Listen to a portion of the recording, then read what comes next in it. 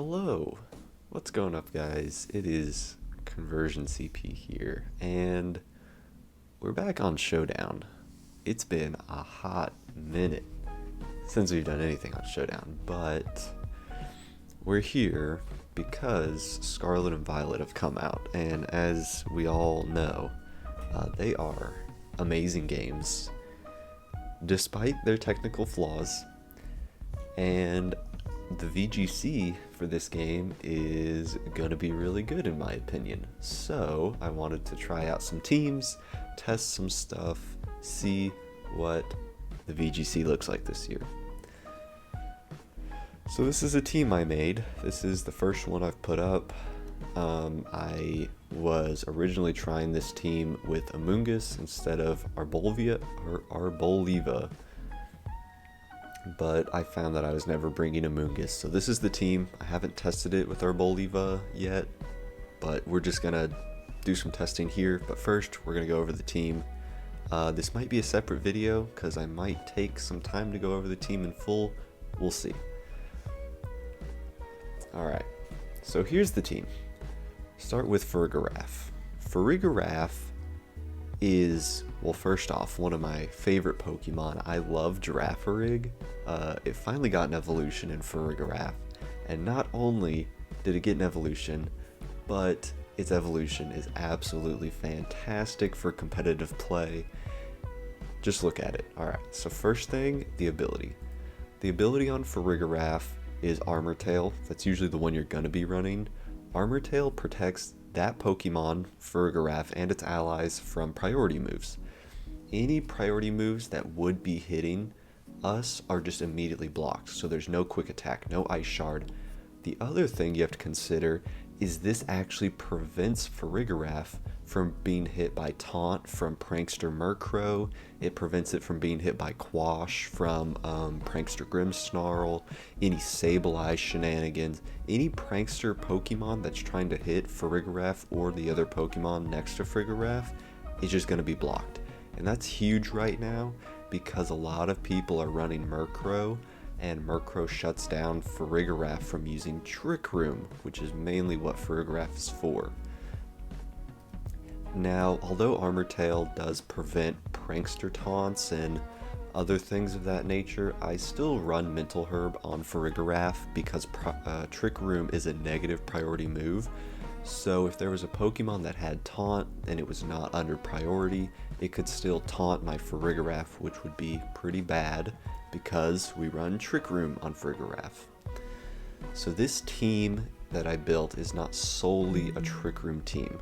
And if you don't know, Trick Room reverses the turn order. So if a Pokemon has really low speed, normally it goes last every turn, but under Trick Room, the slowest Pokemon end up going first. So some of my Pokemon do play off of that. Farigiraf, if you see in the stats, it has a low speed stat. I have 0 investment in it and a negative speed nature, so that my final speed ends up being 112. That's pretty slow, but it's not as slow as you can get. So Farigiraf is kind of like a mid-speed Pokemon, because even though it's no investment, it'll still outspeed Pokemon like Amoongus without Trick Room, right? And if we look at the moves I'm running on Farigiraf, we have Hyper Voice, Thunderbolt, Psychic, Trick Room. Hyper Voice is a big spread move. It also gets Stab as long as I don't Terrestrialize. It 90 base power, Stab, hits 2 opponents. It's just good move to hit everything on the field. And then we have Thunderbolt. Thunderbolt I run for coverage. I don't have an electric type Pokemon on this team, so whenever I do need an electric type move, I'm going to be using Farigiraf Thunderbolt. So if I run into a really bad matchup, or a matchup that requires an electric move, I'll usually just go ahead and run the Trick Room version of this team. And then we have Psychic. Again, strong stab move. It's just high base power. Just hit things that are weak to Psychic. So now I'm going to skip Tatsugiri. Let's move on to Arboliva. Arboliva is an interesting Pokemon. I think we should start with the stats on Arboliva. This is the reason I chose Arbolvia. So its HP is okay. That's kind of a low HP, but it's not terrible. And then we have its attack, which is terrible, but we don't care about its attack. Its defense is okay. That's a fairly good defense, around 100. Its special attack is pretty high. If we take into consideration other Pokemon, we can even go back and look at Farigiraf. Farigiraf only has a special attack of 110. So Arbolvia even hits harder than Farigiraf under the same conditions. And then its special defense is very good as well. 109 special defense is really good. Its speed is terrible, but that's what we want it for. Arbolvia is used to be run under Trick Room. So this is our Trick Room sweeper, I would say. If you look at the team, we don't really have a good Trick Room sweeper before Arbolvia. Whenever I was running Amoonguss, if I set up Trick Room, yes, I got to go first more often than not, but I didn't have a Pokemon on the team that could just nuke something on the field, that could just wipe the field clean, right? So that's where Arbolvia comes in. Its terrestrialized type is important. I made it a ground type terrestrialize so that I can fire off stab earth powers. That was another common problem I was having, was running into electric types, and I didn't have a counter for the electric types, and that's why we're running Arbolvia, so that I can get stab earth powers off to try and take down some of the electrics. It runs protect, protect's good. I can do protect Trick Room to set up first turn.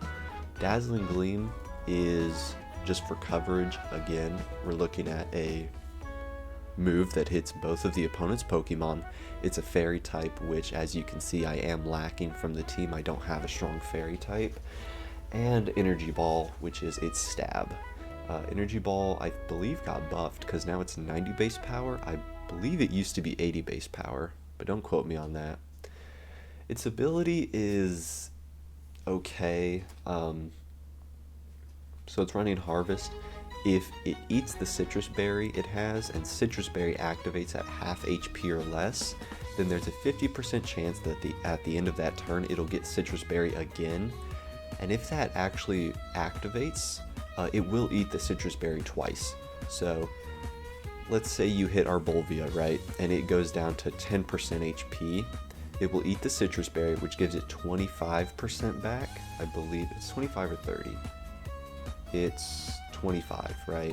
So then it would go up to 35% HP, and then if Harvest activates, it'll get the Citrus Berry again, and since it is still below half HP, it'll just eat the berry again and go from 35 up to 60% of its HP.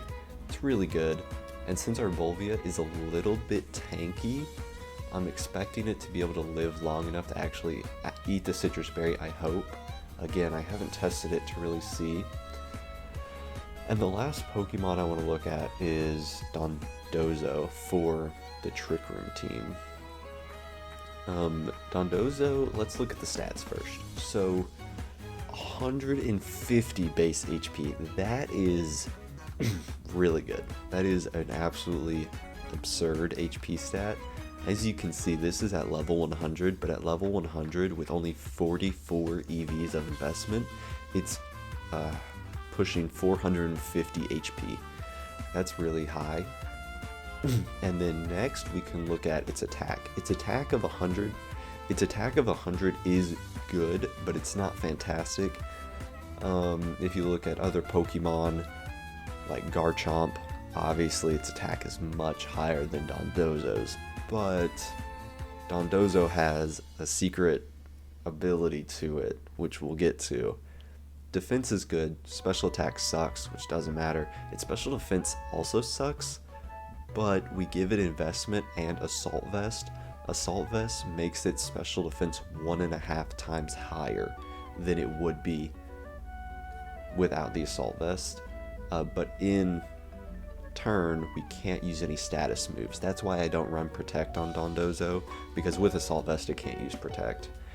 Its speed is very slow, which again is good because we want to be running Dondozo in Trick Room. Now, Dondozo in Trick Room is strong, but it wasn't quite the sweeper I was looking for. That's why we added our Bolvia.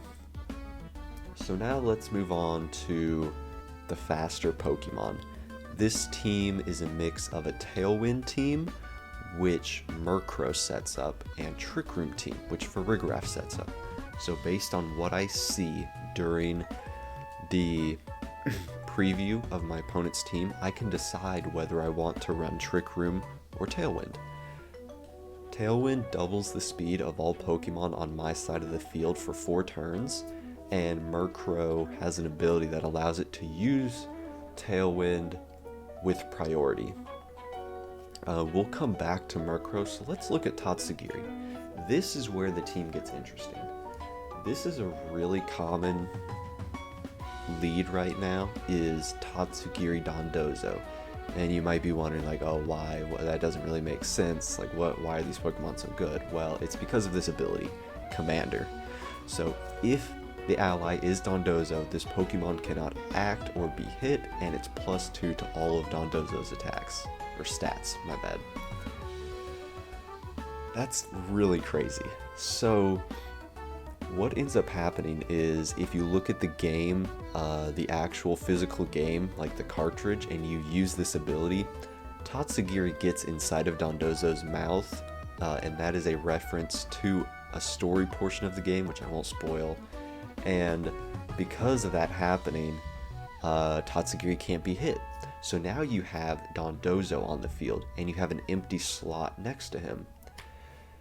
But as a trade-off of only having one Pokemon on the field, Dondozo gets +2 in all of its stats. +2 in any stat immediately doubles it. So HP cannot be increased, but if we look at these stats, this is at level 100. I can change it real quick to be level 50 just so it's easier to understand. Alright, it's attack. So Dondozo is fully invested in attack, 252 EVs. It has 152 attack. Now, if Tatsugiri's commander ability activates, Dondozo immediately gets 304 attack. Now that is a ridiculous attack stat. We can go look at other Pokemon. Just real quick, I can even show you if we run VGC add Pokemon and we look at Garchomp, for example. Garchomp is a hard hitter. Garchomp, his base attack is 130. That's really high, but it's not the highest. If we just run 252 Adamant Garchomp, it's only 200. That means that Dondozo has 104 more points of attack just immediately, as soon as Tatsugiri comes on the field. I mean, that's something you can't really contest with. And we're not even talking about its defenses yet. Dondozo's defense is 135. That's almost 300 defense. That is like Steelix levels of defense with investment. And its special defense, you're thinking, oh, its special defense is low. Well, I've invested into it, so its special defense is around 250. And then you add the assault vest, you multiply by 50% extra, so instead of just around 250, you're looking at 400 special defense. 400 special defense, 300 defense, over 300 attack, and 231 HP. This thing is a monster. Plus, if you put it under Trick Room, it's going to go first. It's going to nuke something on the other side of the field. This thing is crazy.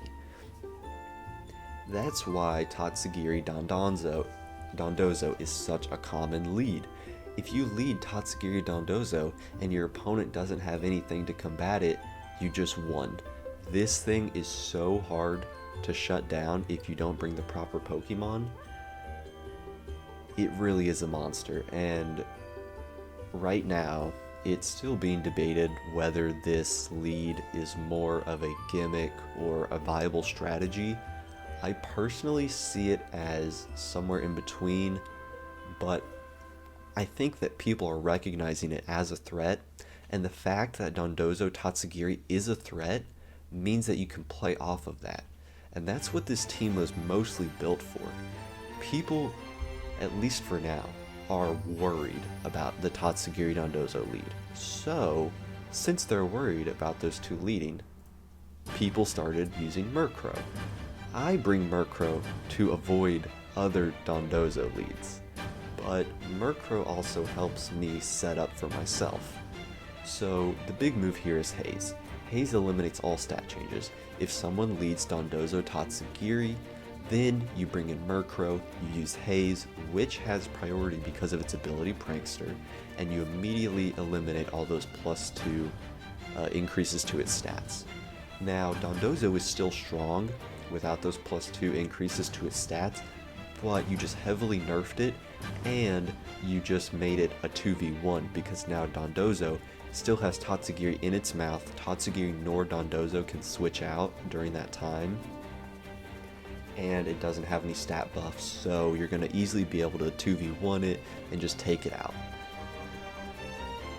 If we look at the other moves Murkrow has, we're running Tailwind. Again, this is a mixed Tailwind Trick Room team, so under some situations I'm going to be wanting to increase my own speed and run Tailwind. In other situations I'm going to want to be running Trick Room to reverse the turn order. Just depends on what I see. We run Taunt on Murkrow to shut down setup sweepers or just other setup Pokemon.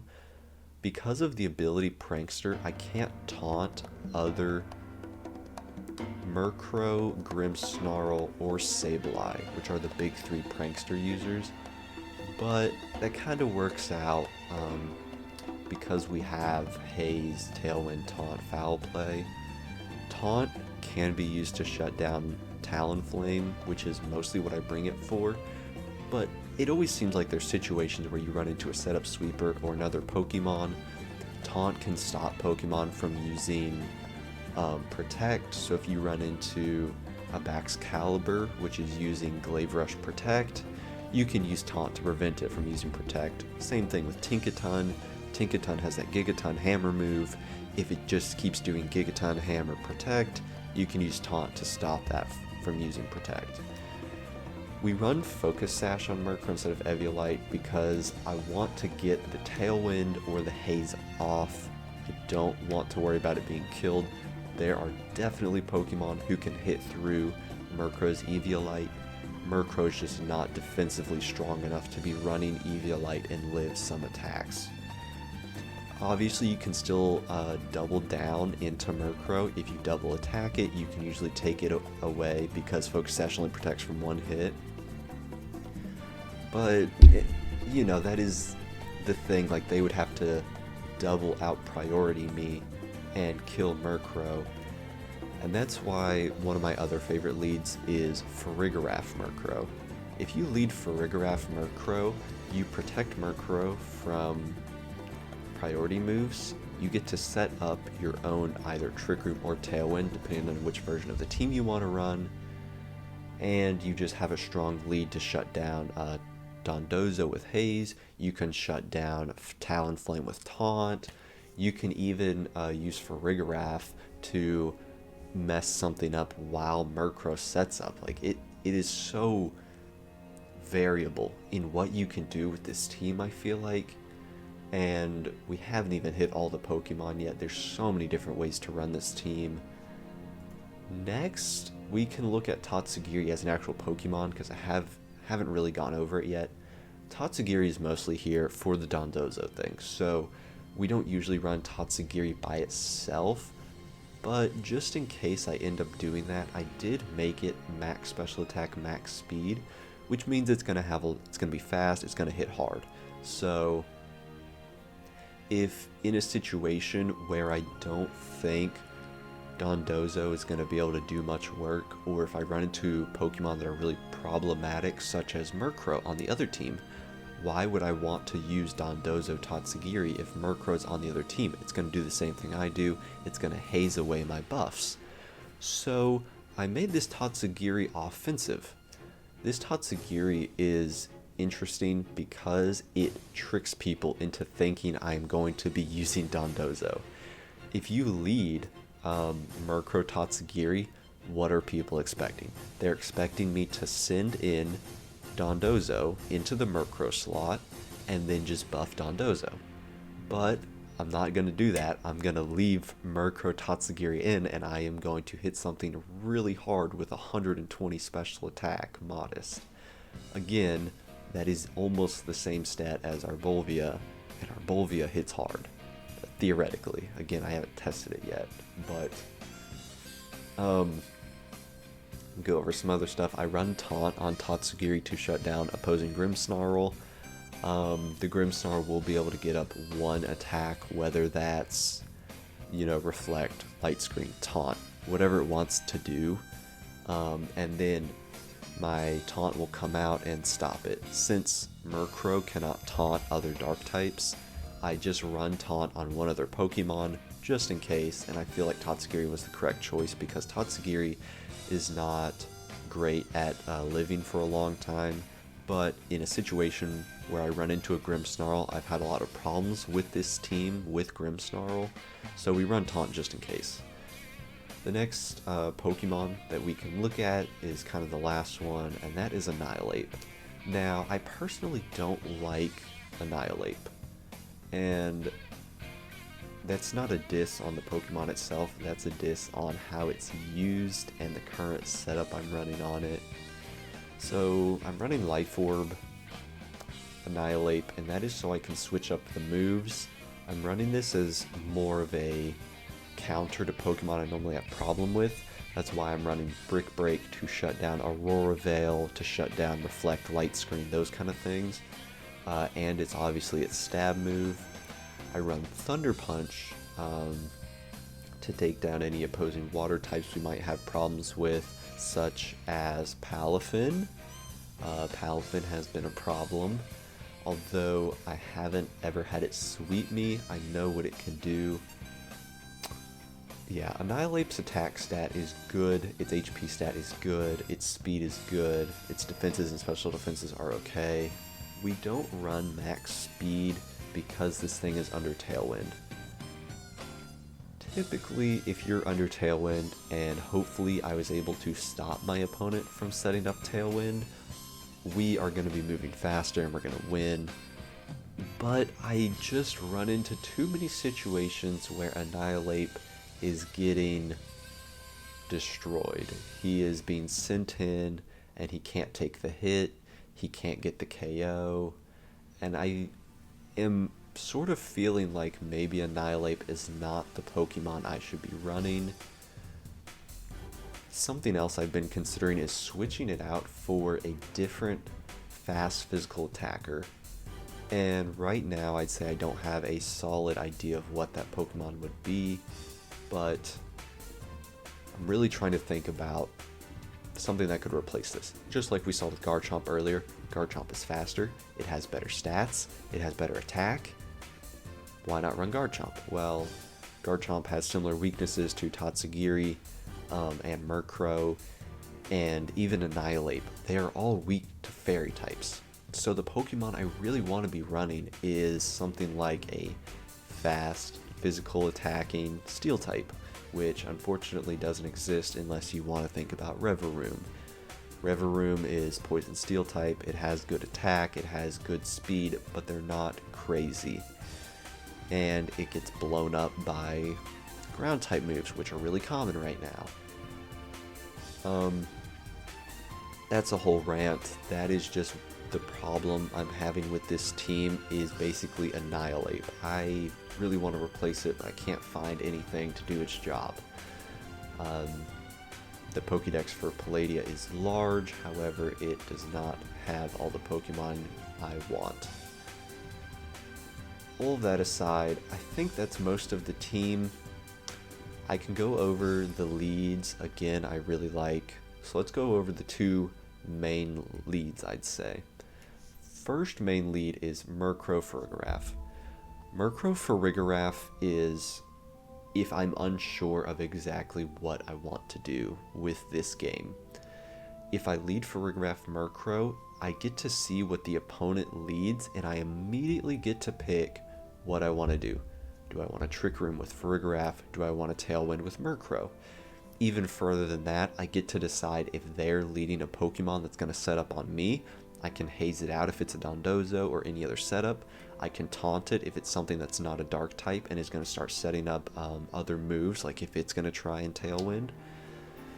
And then Farigiraf hits hard, 252 investment on special attack, it does damage. If I lead into a Pokemon that has really high attack, I can use Foul Play to deal some damage with Murkrow, or set up with Murkrow if that's what I want. Very versatile leads, I like that lead, but I actually don't run into it too often, because usually from the team preview I can figure out what the opponent's going for.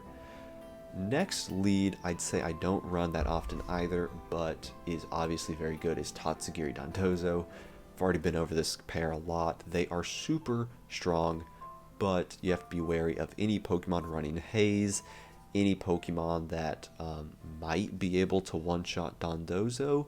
I have not seen anybody one-shot Dondozo whenever it has +2 in all the stats, but I still think it could be possible. There's Pokemon that hit very hard in this generation. So let's go over the leads I actually normally do. The Dondozo, Tatsugiri, and Farigiraf Murkrow are my ideal leads. They're what I built this team for, but I actually don't end up seeing those leads too often, so let's go over what I do see very often. Big lead, Farigiraf, Dondozo. This sounds like a weird lead, but Dondozo, even without the +2 stats from Tatsugiri, is really strong. So the idea is to bring Farigiraf, set up Trick Room, bring Dondozo, and just let Dondozo attack. It doesn't need to have all these +2s from Tatsugiri to do damage. It's going to do damage by itself. And bringing in Dondozo tricks people again into thinking that I am going to send in Tatsugiri and they're going to try and haze, which wastes their turn. They're going to try and taunt Dondozo something weird. You know, it's really strong leading this and having people fear that Tatsugiri Dondozo switch. So the other lead is if I run Murkrow. Murkrow, we normally run Tailwind, so if I'm sure that the opponent is running a team that is not a speed control team, I'm gonna send in Murkrow Annihilate. Murkrow Annihilate is very strong because Tailwind gets set up and speed immediately changes during the middle of a turn.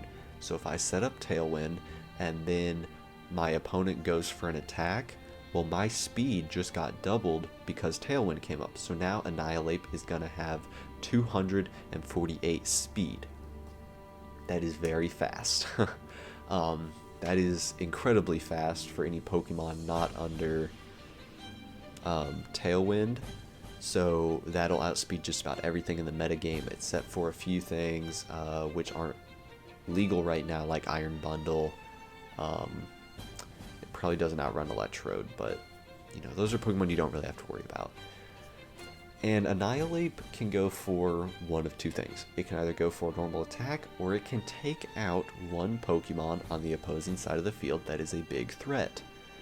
Again, Annihilate is a strong Pokemon, but I find it being a little lackluster sometimes, so I run Final Gambit. Final Gambit deals damage equal to the user's HP and the user faints.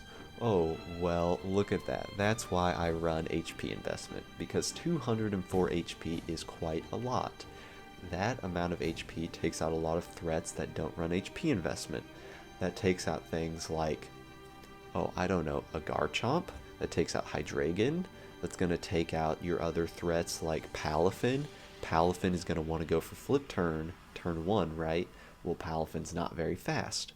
What if I just did a little shenanigans like Final Gambit, it immediately destroy it? So Final Gambit is usually used against offensive threats. It's not going to take out defensive threats like Garglenack, that has too much HP. It's not going to take out Amoonguss. Obviously, it's not going to take out Dondozo. From what we've seen, Dondozo has a ton of HP, even without all that investment. There you go. It would take out Arboliva, although I've never run into an Arboliva. It takes out Tinkaton. Just all sorts of things get immediately destroyed by Final Gambit. We go 1-1, and then I get to send in any Pokemon I choose. And usually what I'm going to be running, if I run Murkrow Annihilate, the back slots are going to be Dondozo Tatsugiri. That's normally what I run if I lead Murkrow Annihilate. And since I've gotten rid of an offensive threat on the field, as long as the opposing Pokemon is not a Murkrow or a Gengar or another Pokemon with Haze, we get +2 Dondozo under Trick Room, and even though Dondozo is very slow, with doubled speed under Tailwind, it's fast enough to outspeed a lot of things. So, again, this team is kind of crazy. It is a hodgepodge of Pokemon that probably should not work together, but from my testing, it works well because of its versatility. It's the kind of team that you see and you have to immediately guess what I'm gonna do. And the team I run is very reactive to other people's teams. If I see them with an obvious lead, like a Blizzard spamming lead, like Abomasnow and Rotom Frost or something, well, obviously they're just going to be spamming Blizzard. I get to react to that. I can send in my Trick Room version of the team and send in Dondozo or Annihilate. I can destroy one of the ice types with Annihilate. I can set up Trick Room or Tailwind, whichever I choose. And then I have 2 Pokemon in the back that are just going to sweep because I've reacted to your lead, beat it, and now I'm going to win. The team is so strong, but it still has weaknesses. I've run into things I can't beat, like Sylveon. Sylveon ends up being a big problem because a Pokemon spamming pixelated hyper voice with choice specs does a lot of damage, and a lot of my Pokemon are weak to fairy types. We actually have 4 Pokemon weak to fairy types, and none of my Pokemon resist fairy types, which is very bad. But that's all aside. Geez, I just spent 32 minutes talking about a Pokemon team. But you know, I like doing these sort of things. I really want to take the VGC serious this year. I want to go to some tournaments. I want to do some online tournaments. You know, I'll be honest, this is not a team I actually like very much. I think this team is kind of dumb, but it works, and it uses Farigiraf, which kind of saves it for me. So, since I'm going to try and take the VGC seriously, I'm not going to run Mimi teams like I used to. I mean, you can see, I used to not take the VGC very seriously, and so I'd run a lot of Pokemon that were bad, but I was trying to make good, and, you know, that doesn't really work. So, even though some of the Pokemon here aren't the best, they're not staples, these Pokemon are all very strong. I want to take the VGC seriously, I want to compete, so we're going to keep testing, we're going to keep playing. After I finish this explanation, I'm going to go play some games, do some commentary to show off the team. So yeah, this was really long, and I apologize for that. I'm sure no one found this interesting but me, but I still want to make this. These are the kind of things I enjoy, and I spent a lot of time building this team, so we'll see how it goes. It's probably going to undergo revisions, but for now, this is the team, and let's go test it.